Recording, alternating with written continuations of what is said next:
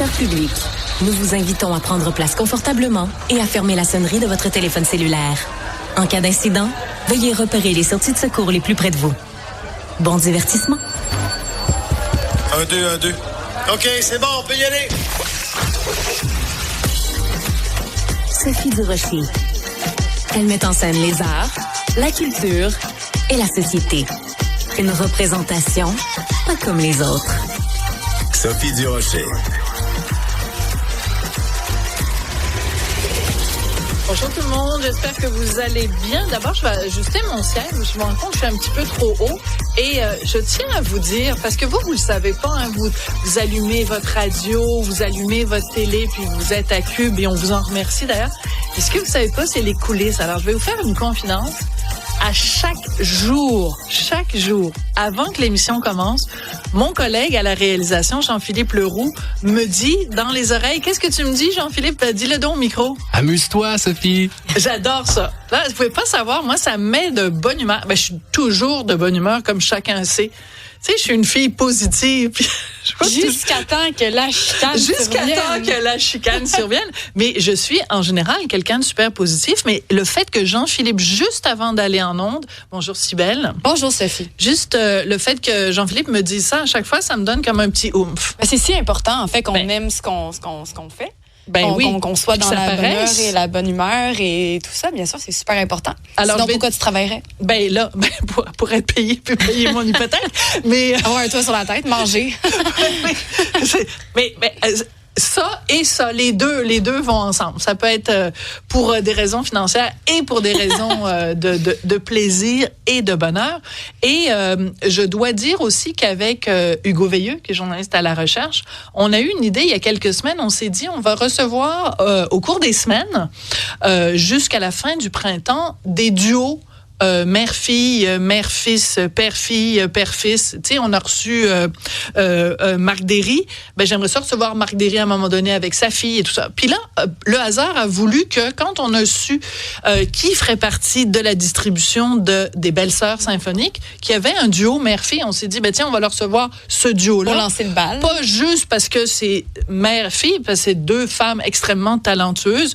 Lunou Zicchini, bonjour Lunou. Allô. Quel plaisir de te voir. Et je te disais qu'avant que l'émission commence, que la première fois que je t'ai vue dans ma vie, ben, t'étais dans le bedon de ta maman. Oh, la ta maman qui est au bout de la ligne. La splendide Luce Dufault. Bonjour, Luce. Allô, Sophie, ça fait longtemps. Ben, toi et moi, ça fait longtemps qu'on ne s'est pas vus. Oui. Mais je pense que la première fois que j'ai vu Lunou, elle était dans ton ventre. Tu étais une femme enceinte absolument splendide, Luce. Jusque-là, oui. Oh, merci. Oui, j'étais enceinte de Lunou, je me souviens. Oui.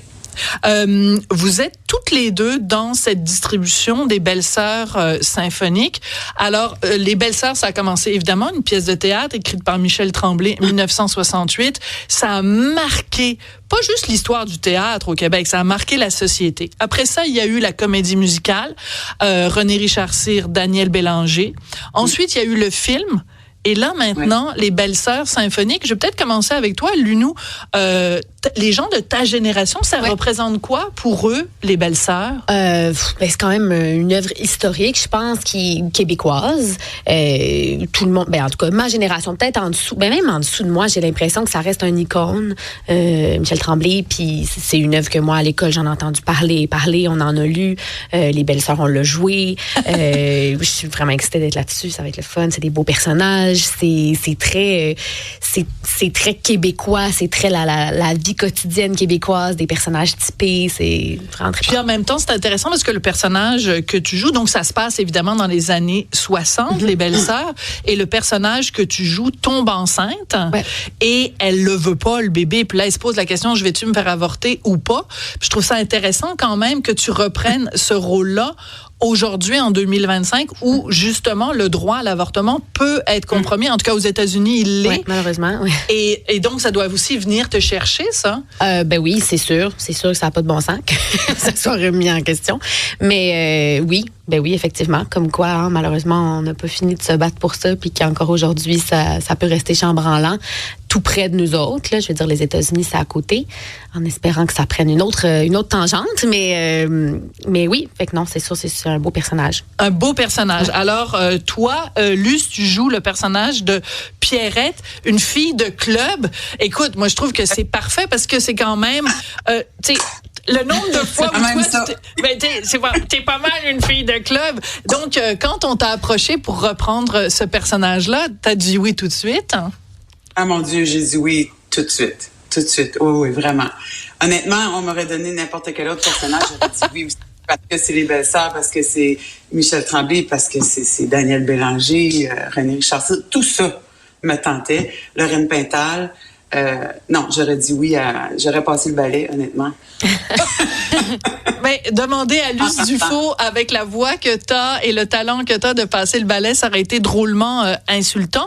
Mais donc, il y a beaucoup de gens qui vont être évidemment très tentés d'aller voir ça. Ça va être présenté au cours des prochains mois. Les répétitions n'ont pas encore commencé.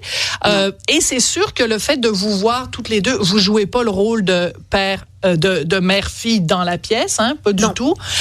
Mais le fait de vous voir toutes les deux, puis là on voit, j'adore ça, merci beaucoup Jean-Philippe qui vient nous envoyer la photo qui annonce le spectacle. On vous voit en costume.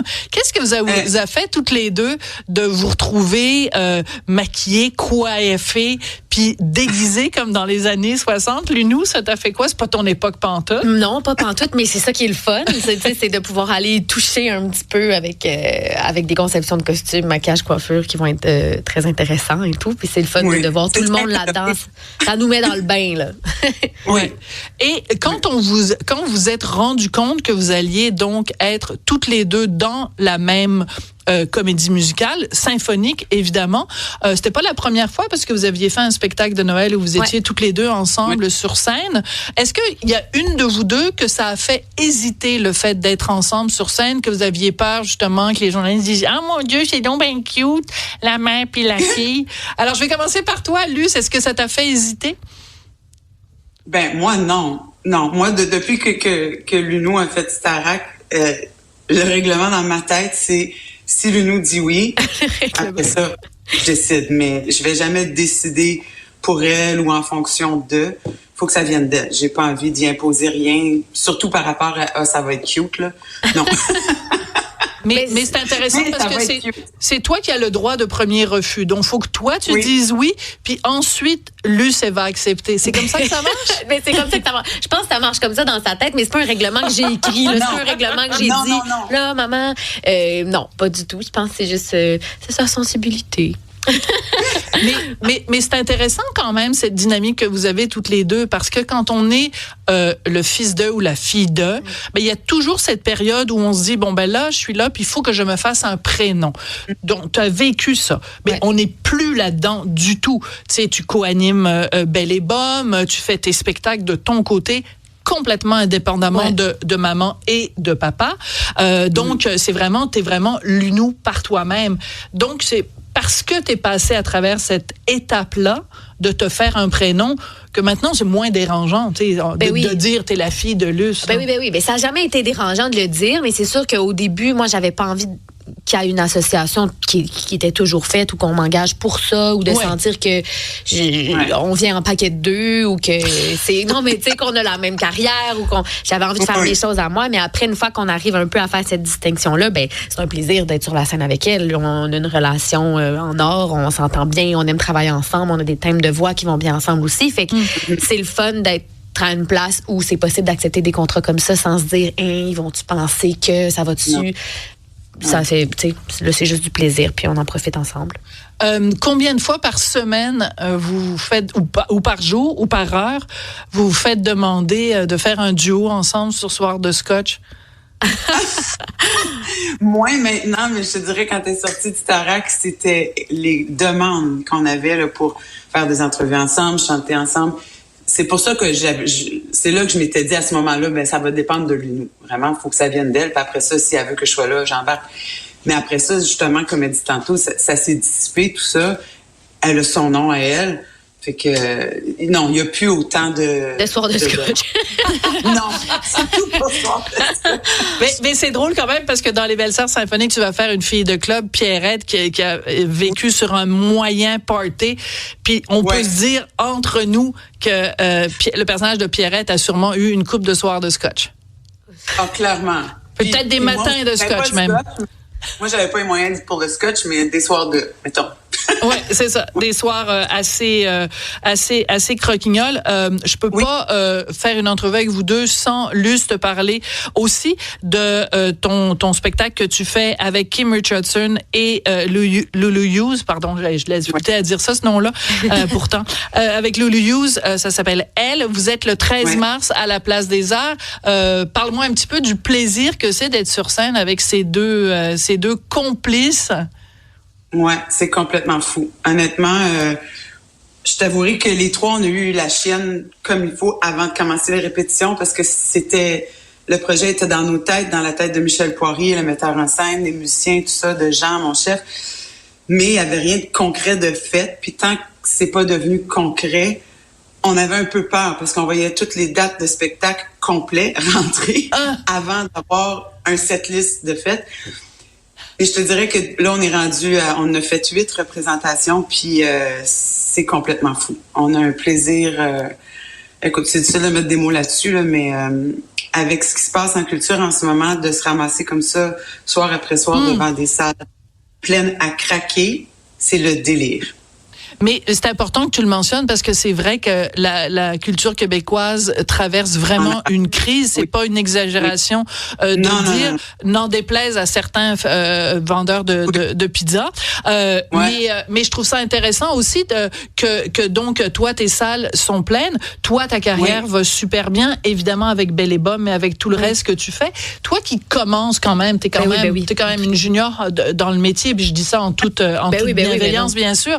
Est-ce que ça t'inquiète des fois de dire parce que tu arrives dans ce milieu-là, c'est complètement différent évidemment quand tes parents eux ont commencé où tout était quand même plus facile. Est-ce que ça t'inquiète des fois? Est-ce que ça te pogne l'angoisse de dire oui, c'est sûr. On le voit. Moi j'ai l'impression que j'ai commencé dans ce milieu-là quand ça allait pas super bien déjà. C'était comme en pandémie. Fait que c'était pas la joie non plus. Puis on est clairement dans un creux. J'ai comme espoir qu'un creux ça finit toujours par remonter, mais c'est sûr que c'est angoissant de voir les salles. Moi, je fais c'est de la comédie musicale, beaucoup les salles, c'est difficile à remplir. Puis oui, c'est des billets de spectacle qui sont quand même dispendieux, mais il y a beaucoup de monde sur scène. C'est de voir des équipes, des fois des shows qui se font annuler, qui se font des tournées qui devaient être de 50 shows, qui finalement, ça va être 30 parce que on vend pas assez de billets, parce que les gens ont pas nécessairement les moyens d'acheter des billets de spectacle présentement. Je le comprends. L'économie et tout va mal. C'est pas juste en culture, mais c'est sûr, c'est angoissant. On espère que ça va revenir puis que les gens ils vont être au rendez-vous puis qu'ils vont continuer à consommer de la culture, qu'on va continuer à faire des productions originales, à engager des gens, des Québécois, des gens d'ici pour faire le surtout les Belles Sœurs, parce que c'est vraiment quand même assez extraordinaire que cette œuvre-là, créée par 2 hommes, celui qui l'a écrit, Michel Tremblay, celui qui l'a mise en scène, André Brassard, qui est la plus belle déclaration d'amour à la diversité des femmes québécoises. Moi, je trouve ça très touchant. Tellement que je m'étouffe, je m'en excuse. Mais de voir que toutes ces années plus tard, la pièce est encore là et qu'elle vit plusieurs vies, c'est très touchant. Je suis vraiment en train de m'étouffer. On va t'apporter un petit verre d'eau. Merci à tout le monde. Merci de la part de Sophie. Merci d'avoir été là. Luce Dufault, Lunou Zikini. Merci d'avoir été avec nous. On vous souhaite des bons spectacles. On a bien hâte d'aller vous voir.